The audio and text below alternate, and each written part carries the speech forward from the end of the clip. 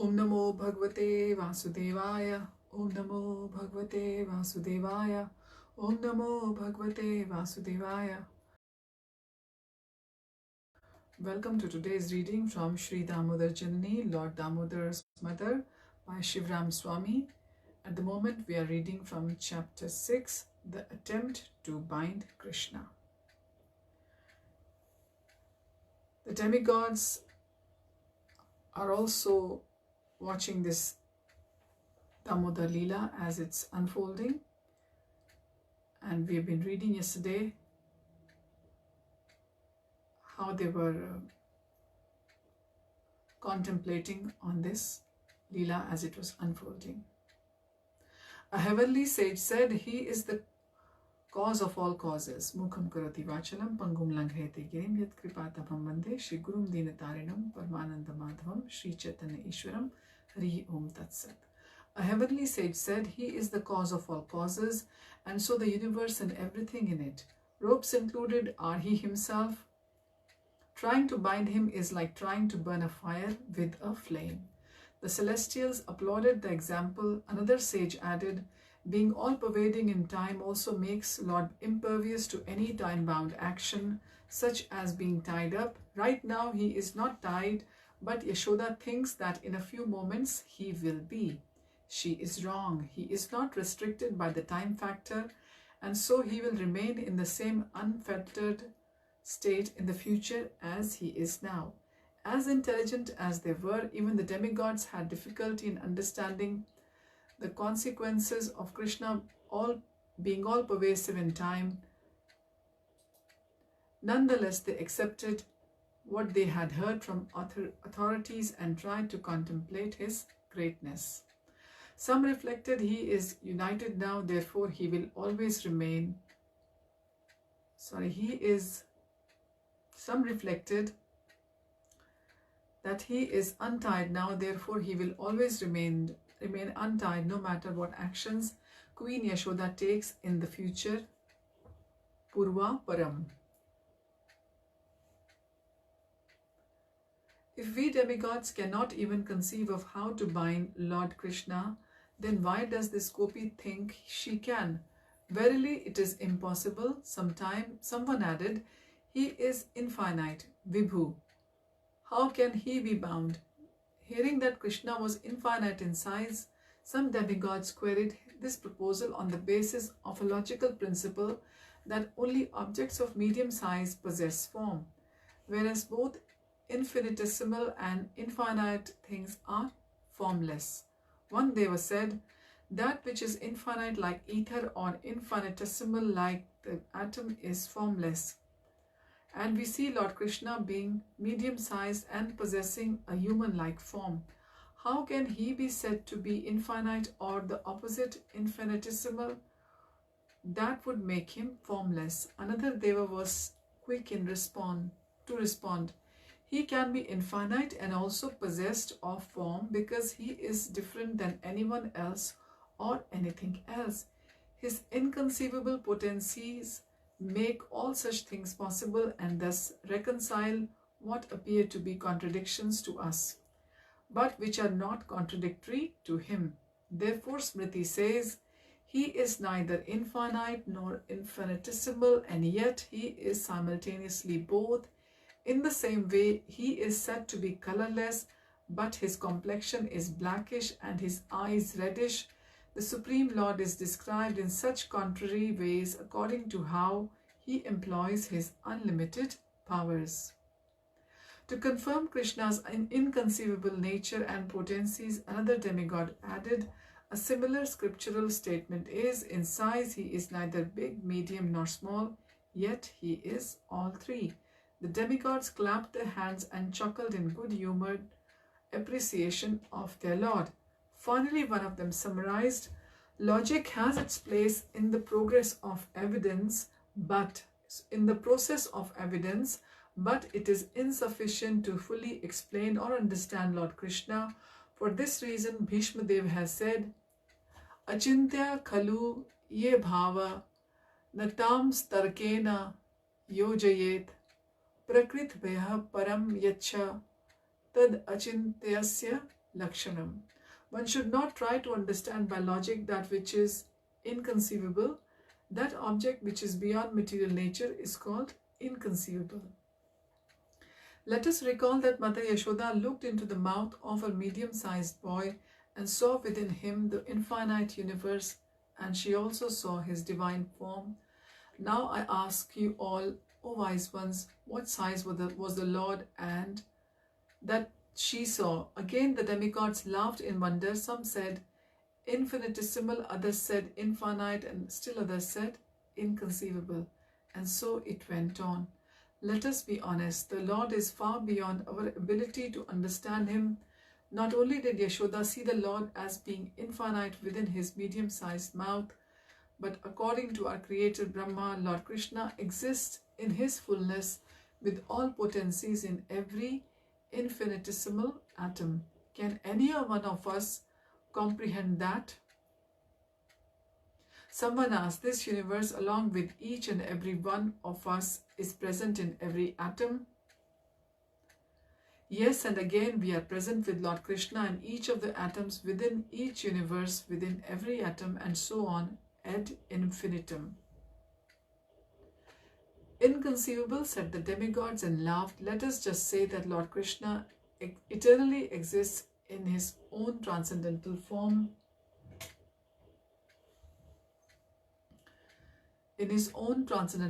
Which remains forever inconceivable to the greatest of minds. Looking first at each other and then at Yashoda Devi, the celestials sang in chorus, and she wants to encircle Krishna with a cord and tie him to a mortar. That would truly be inconceivable. One great demigod said it would, but it is quite likely that we will see it. How can you say such an extraordinary thing?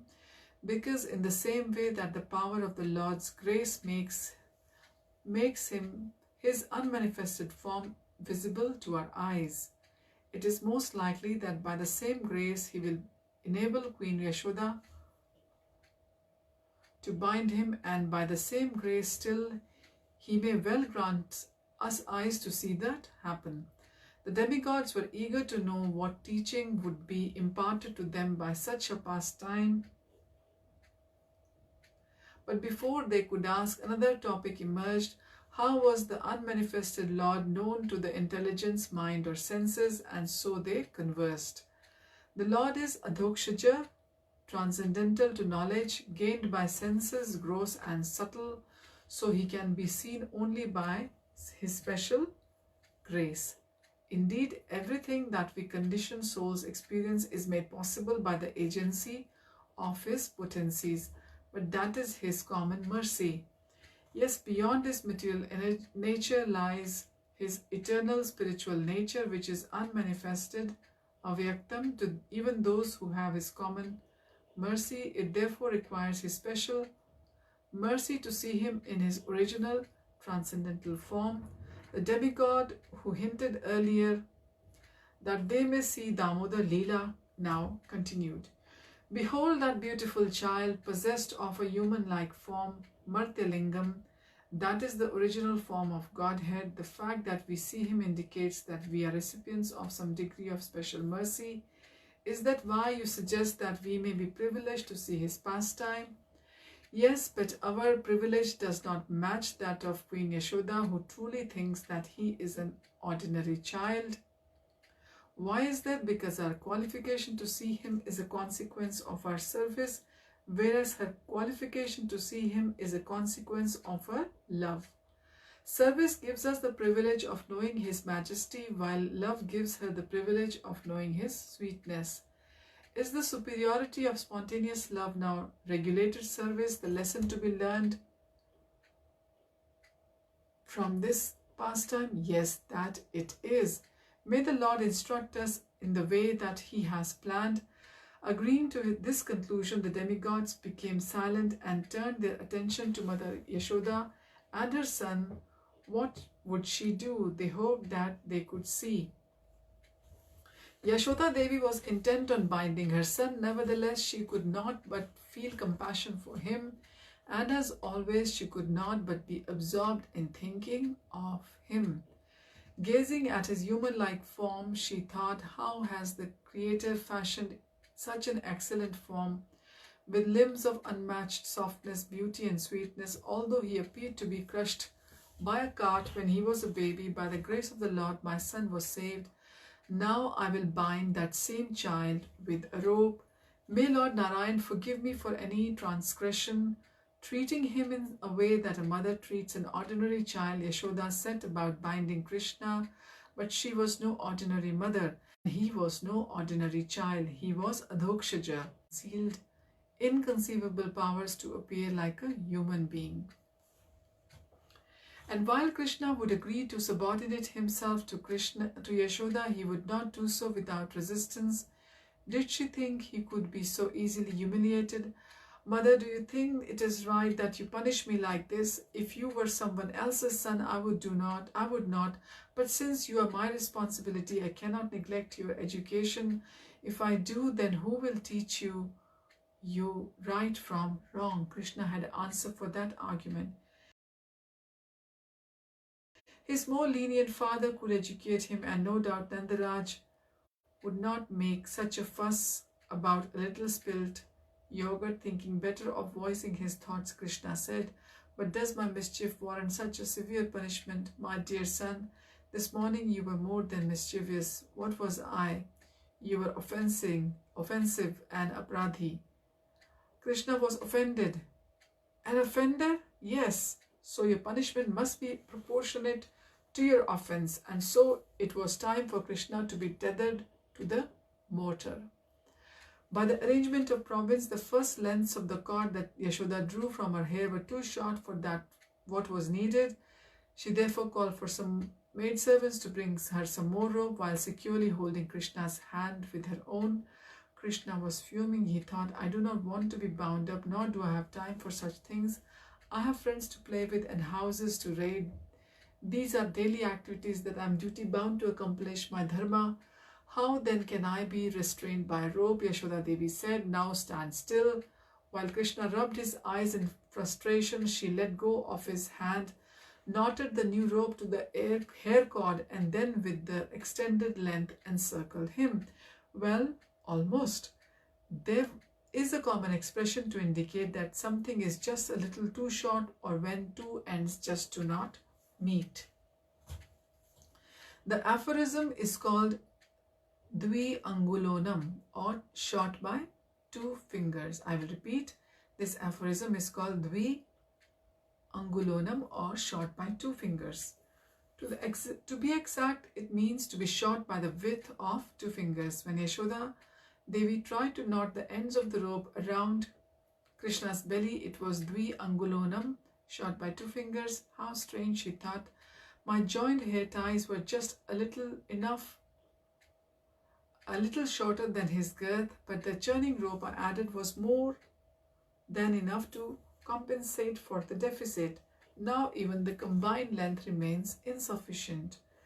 Yashoda Devi paused and then thought, perhaps I made the knots too big, but on closer inspection they did not appear to be so. Anyway, what can be done? I will add another piece. But as she reached for another length of rope, Mother Yashoda caught Lavanga's doe-like eyes and their startled look that said, how very strange. Perhaps it was strange, but housekeeping was waiting and therefore was no time to waste. Grasping the rope, she tied it to the rest and pulled it taut. There, but it was still too short. Now that is strange.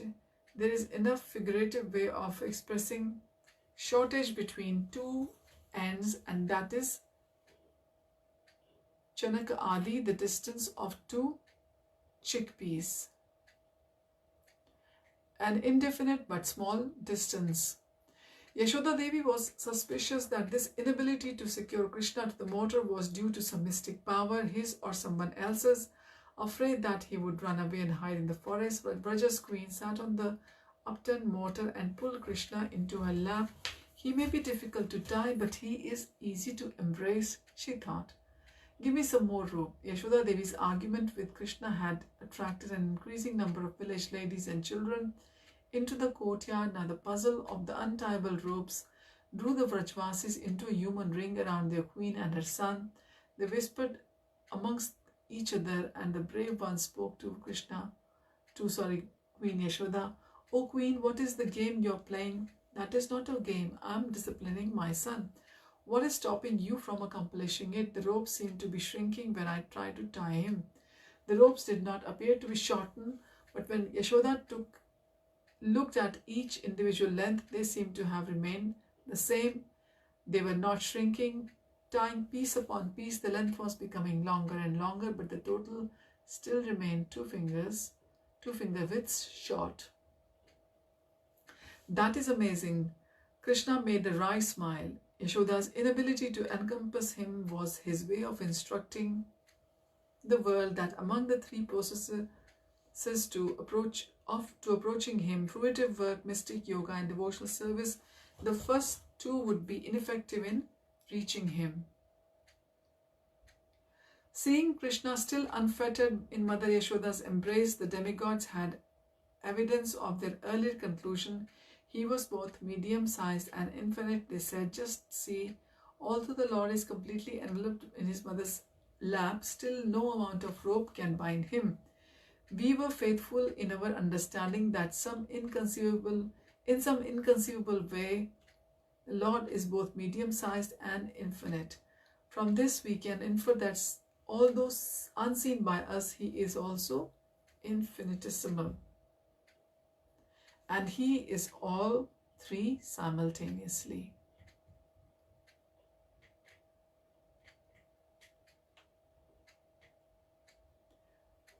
The demigods applauded the Lord's inconceivable potencies. Krishna, however, was not interested in celestial praise.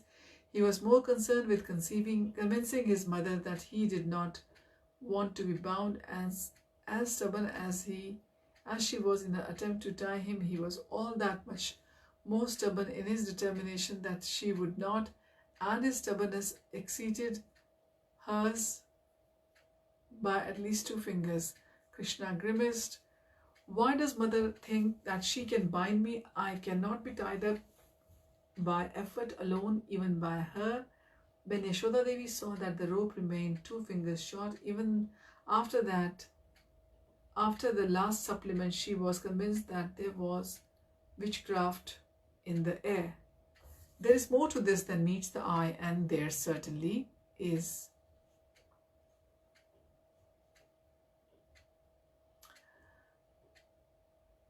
So we will continue our reading next time from here onwards. Thank you for joining. Keep offering lamps to Krishna, Yashoda Damodar, Vigrahas at your homes, or to the pictures of the Vigrahas, and sing Damodarashtakam and Gopi Geet from 10th canto.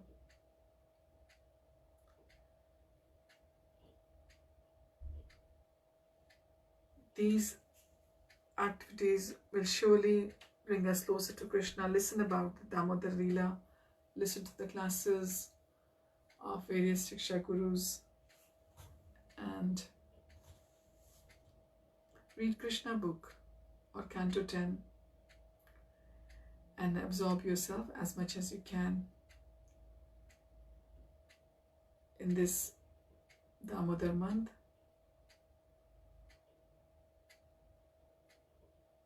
Hari Om Tat Sat. Hare Krishna.